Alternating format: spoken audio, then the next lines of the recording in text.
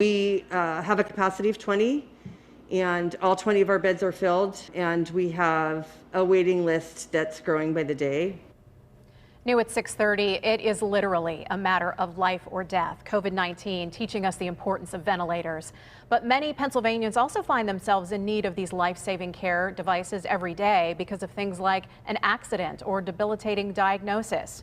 And now, in a KDKA exclusive, we've learned a lack of funding just forced many of these vent-dependent patients to find new homes. KDKA Investigator Meghan Schiller has confirmed the closure details of a number of local ventilator units. Meghan?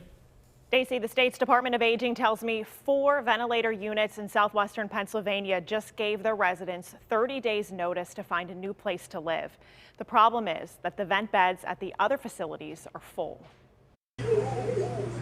At 51, Benny relies on this ventilator to live. He's had multiple sclerosis for about 26 years now, and it's progressively gotten worse. And I would say probably the last 13 to 14 years, he's depended on the tracheotomy and the ventilator. Benny's things sit in stacked boxes because he just moved into a new home. His brother Michael manages his care. He was just in the hospital, and I was calling to see what was happening, what the report was with the hospital, and they gave me the report, and then an hour later they called again and said, your brother's okay, but he's going to be displaced.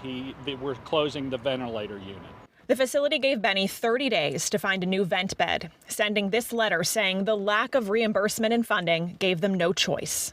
His brother Benny lived here at William Penn, one of the facilities forced to close their ventilator units. So we came out here to Westmoreland County to ask the administrators, what was it like to have to send out those letters? A decision's when you have choices.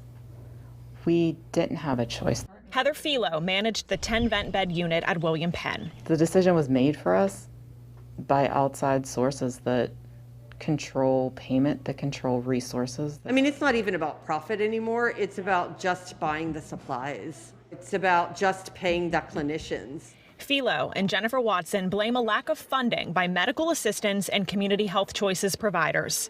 Watson runs Transitions Healthcare in Washington County. She could only take 3 of the 70 displaced people, including Benny. It is very difficult to have to be the person to say to the wife, you know, it's not today, and she's been calling for 3 months. Watson tells me the cost to care for vent patients is 3 times the Medicare subsidy. The average reimbursement about $259 per day, and the average ventilator cost is $700. That's a gap of $441 in coverage every day for every patient, meaning Watson needs to absorb a deficit of more than $8,000 each day. This is a people issue, and it's certainly time to do the right thing for these patients. 2 legislators call the situation dire. State Senator Camera Bartolotta with Senate Bill 108. We are all one car accident away from needing such care. And Rep. Tim O'Neill with House Bill 1012. Both are a compromise to increase the subsidy by $130 for every vent patient. We've had opportunities to try to address it in the past. It hasn't gotten done, and now is definitely the time to do it.